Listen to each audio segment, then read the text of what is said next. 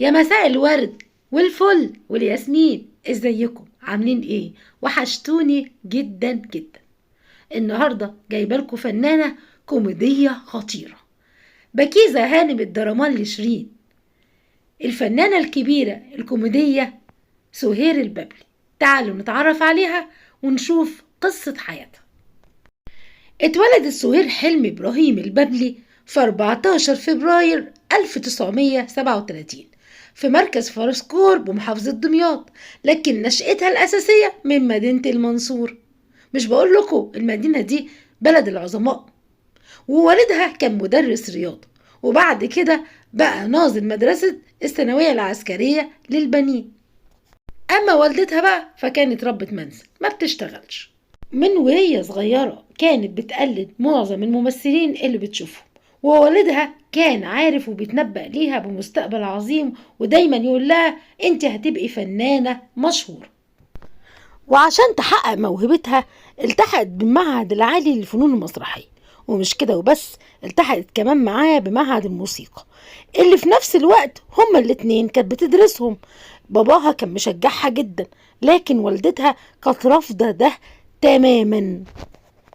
وكان أول دور ظهرت فيه في فيلم إغراء اللي أخرجه حسين الإمام 1957، كان بطولة شكري سرحان وصباح والعملاق زكي رستم. كانت هي لسه وجه جديد ونجحت فيه نجاح بارع، ومن بعدها أخذت أدوار كتير جدا، لكن اللي نجحت فيه الشكل الكوميدي. وبعدها أخذت دور جميل جدا في فيلم مع عبد الحليم وعبد السلام النابلسي وزبيدة ثروت. الفيلم اسمه يوم من عمري، واللي كان على طول عبد الحليم بيدلعها يقول لها شلا يا سوسكا. وكانت واخدة إطار كوميدي جدا مع عبد السلام النابلسي، لدرجة إن هم كانوا ما بيظهروا مع بعض على الشاشة كل الناس كانت بتضحك من كتر ما هي كان شكلها كوميدي، هي وعبد السلام النابلسي كده كوكتيل كان جميل جدا. ومن أشهر المسرحيات اللي قدمتها سهير البابلي كانت مدرسة المشاغبين. مدرسة المشاغبين كان لها دور كبير جدا في حياتها. على فكرة ما كانتش هي اللي معروض عليها خالص الدور، لا أبدا، كان معروض على هالة فاخر، وكان معروض كمان على سعاد حسني وعلى نجلاء فتحي، وكلهم اعتذروا عن الدور. وطبعا سهير البابلي قدمته بشكل عبقري جدا، فعلا محدش كان يعرف يعمل الدور ده غير سهير البابلي بس. وأدت دور عفت عبد الكريم بشكل جميل جدا، المدرسة اللي عرفت تعلم المشاغبين ونجحوا جدا جدا. وعملت مسرحيات بعد كده كتيرة، كان من أشهرهم ريا وسكينة. ومسرحية ريا وسكينة دي كان لها حكاية. كانت الفنانة سهير البابلي صاحبة شوكار جدا، ولما شافها المنتج سمير خفاجي مع شوكار رايحين جايين مع بعض في حفلة، قال لهم ده انتوا عاملين زي ريا وسكينة. وجات الفكرة من هنا ان هو يعمل مسرحية ريا وسكينة، لكن للأسف اعتذرت شوكار.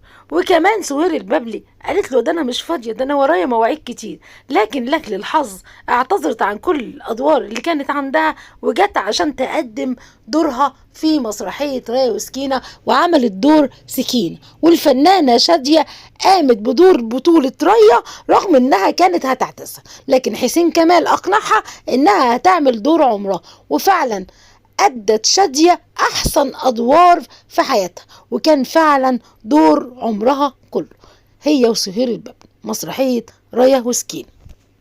وقدمت مسرحية الدخول بالملابس الرسمية مع إسعاد يونس، النجمة المفضلة ليها اللي كانت بتحب تشتغل معاه جدا. كمان عملت مسرحية مع صلاح ذو الفقار بعنوان مصيدة لرجل متزوج. ومن المسرحيات السياسية مسرحية على الرصيف اللي كانت مع حسن عبدي، كانت مسرحية لها دور مميز وطابع سياسي خاص. وكمان عملت مسرحية عطية الإرهابية.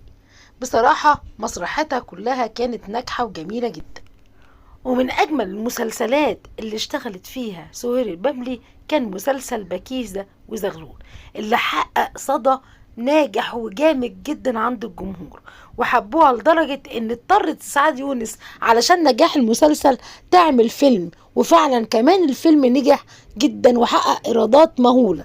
ليلة القبض على بكيزة وزغلول بصراحة كان فيلم ممتع، بص ما بتبطلوش ضحك فيه، بنصحكم برضو تتفرجوا عليه. انا لما بكون زعلانه او متضايقه من حاجه بتفرج على بكيزه وزغلول. فعلا اقنعتنا في المسلسل ده وفي الفيلم كمان انها هانم. بكيزة الدرامالي شيرين باشا، حتى ما كانت بتعرف نفسها ما كانتش بتتكلم وتقول انا بكيزة الدرامالي شيرين باشا، بنت بشوات. وفعلا قدرت تقنعنا بشخصيتها جدا.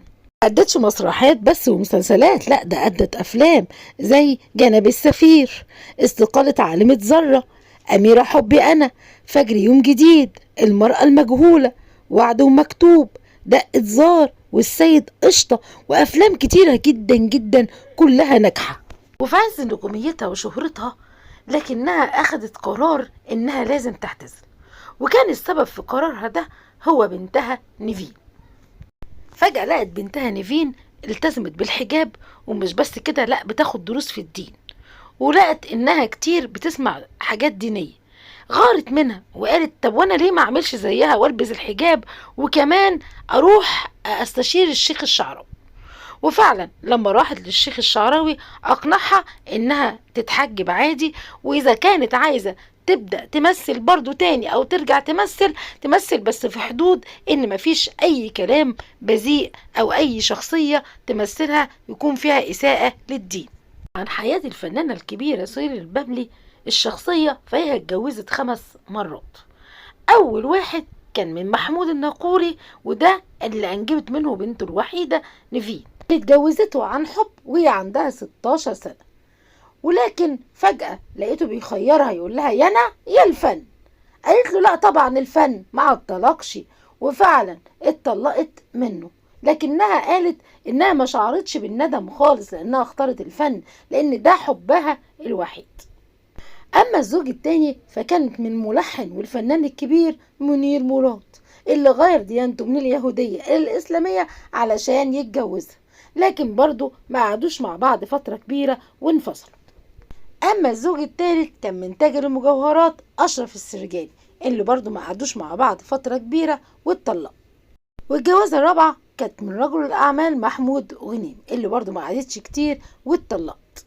اما الزوج الخامس والاخير هو الفنان الكبير احمد خليل، اللي التقوا مع بعض في سهرة تلفزيونية وبدأت بخناقة، لكن سهير البابلي ما سكتتش له، وهما الاتنين اتشكلوا، انتهت الخناقة بجواز، وقعدوا مع بعض 2 سنين وكانوا في حب شديد، لكنه هو كان بيغير منها عشان هو كان حتة فنان صغير وهي ممثلة كبيرة، وانفصلوا عن بعض بعد 2 بالظبط.